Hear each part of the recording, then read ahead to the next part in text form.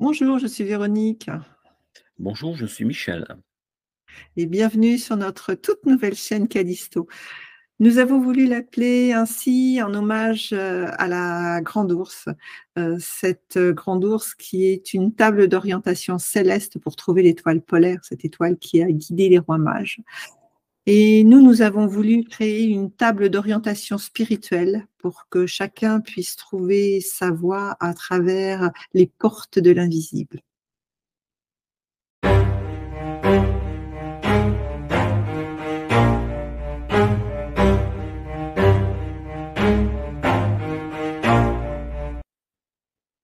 Dis-nous, Véronique, qui es-tu? Moi, j'ai été élevée dans une famille extrêmement cartésienne. Un papa comptable, une maman juriste dans une banque. J'ai toujours été attirée par la voyance, la clairvoyance, l'astrologie, tout ça, ça me fascinait. Mais il n'était pas question que je parle de ce genre de sujet chez moi. Je me suis orientée dans un métier de pharmacien. J'ai été pharmacienne pendant pas mal d'années à mon corps défendant parce que c'est un métier qui ne me convenait pas du tout, dans lequel je me sentais pas du tout à l'aise. J'ai réussi à continuer dans cette voie en travaillant sur l'homéopathie, la phytothérapie, l'aromathérapie. À l'époque, on a considéré que j'étais un petit peu une extraterrestre parce que c'était pas du tout à la mode, pas du tout utilisé. On m'a rien dit parce que ça rapportait des sous, donc ça convenait au patron. Et puis, un beau jour, un changement de titulaire, je me suis retrouvée chez une pervers narcissique qui m'a complètement détruite. J'avais des angoisses terribles, je ne dormais plus. C'était vraiment terrible. Alors, qu'est-ce que j'ai fait? Bien évidemment, j'avais ça à portée de main, j'ai essayé les médicaments, un médicament, deux médicaments, beaucoup de médicaments. Et puis, un beau jour, j'ai réalisé que ce que je faisais était complètement stupide et que de toute façon, ça marchait pas.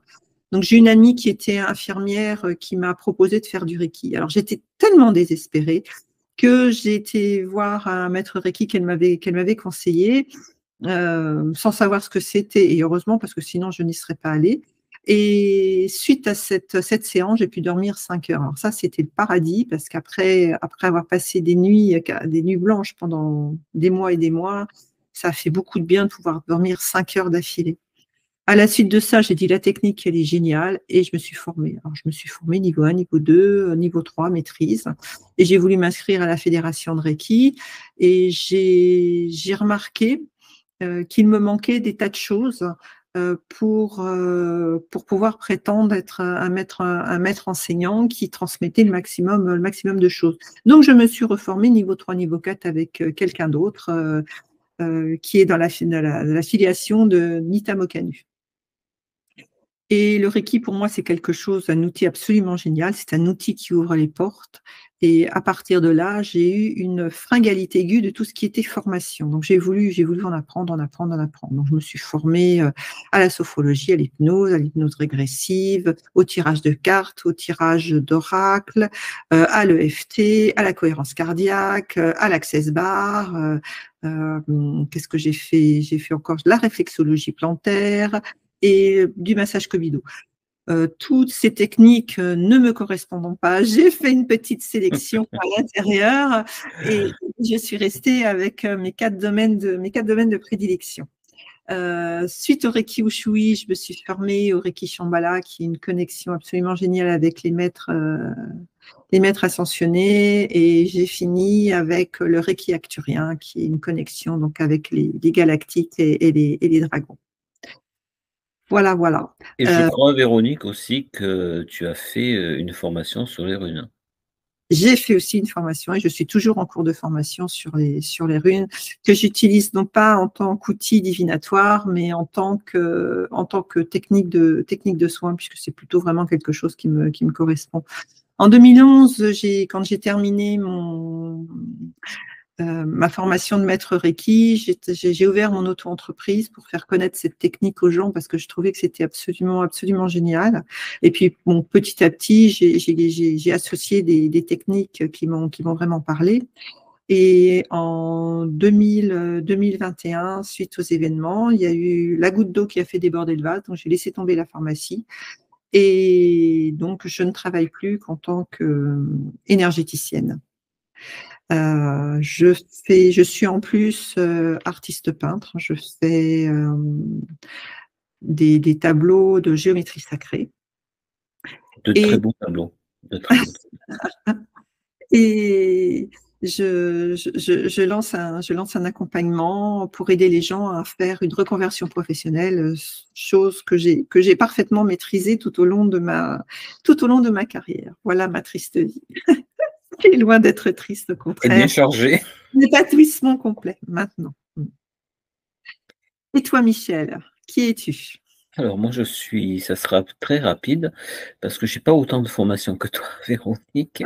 Moi, je suis né d'une famille très bon, catholique, chrétienne. De tout jeune, alors moi de tout jeune, j'entendais des bruits, j'entendais qu'on me parlait. De tout jeune, on me disait qu'il fallait que je sois prêtre. Alors j'ai dit pourquoi prêtre, mais j'ai dit c'est quoi ça? À la mort de mon grand-père, je l'ai entendu marcher. Alors je suis allé dire, mais il est vivant, il est vivant. Alors on m'a pris pour un fou parce que tiens, mais non, il est mort. Et j'ai dit non, je vous dis que je l'ai entendu marcher. Et de là, j'entendais des voix, je voyais des visages, je voyais, et c'est vrai que j'étais un petit peu à l'école, un petit peu à part, parce que j'étais un peu bizarre. De là, il m'arrivait aussi de dire certaines choses, et ce sont des choses qui arrivaient après. Alors, les gens, ils se demandaient comment ça se faisait que j'arrivais à. Ben, j'ai dit, je sais pas, c'est comme ça. À mes l'âge de 16 ans, 17 ans, oui, de 17 ans, j'ai acheté un jeu, un oracle de Madame Lenormand, et j'ai fait des cartes à des amis. Et tout ce que j'avais dit, tout s'est réellement passé. Alors, je ne connais pas les cartes, hein. Je, simplement par mon intuition, j'arrivais à raconter une histoire. Et cette histoire, souvent, se réalisait. Un jour, j'avais un ami aussi, il m'a demandé aussi de lui faire des cartes, donc je lui ai fait des cartes et tout. Et puis, je voyais un divorce, j'ai dit, ta sœur doit peut-être divorcer, il n'était pas du tout au courant, et il demande à sa mère, et sa mère lui a dit effectivement euh, ce que je lui avais dit. Et du coup, ses parents ont dit que j'étais le diable en personne, qu'il fallait plus me fréquenter. Donc voilà, j'ai perdu des amis. Euh, et à l'âge de 20 ans, je suis parti à l'armée. Je suis revenu, j'ai fait le tour du monde. Et quand je suis revenu, j'ai rencontré une personne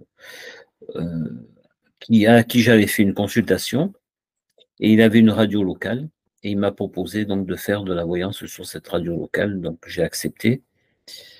Ça a duré quoi? Ça a duré une année. Après, j'ai arrêté, je me suis marié, bon, j'ai eu des enfants et je suis rentré.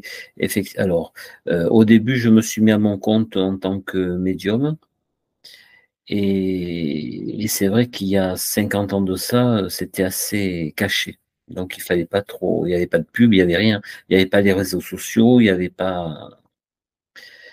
J'ai eu pas mal de monde, et après, j'ai tellement de monde que j'ai arrêté. J'ai arrêté de là, bon, ben, je me suis marié, je suis rentré dans l'administration. Et après ma longue carrière d'administration, là, ben, je me mets à mon compte pour faire de la médiumnité, contact défunt. J'ai fait une formation sur le Reiki, au Reiki Usui. J'ai été aussi formé au Reiki Shambhala par Véronique. Et je fais aussi une petite formation de runes. Et voilà ma petite vie, Véronique.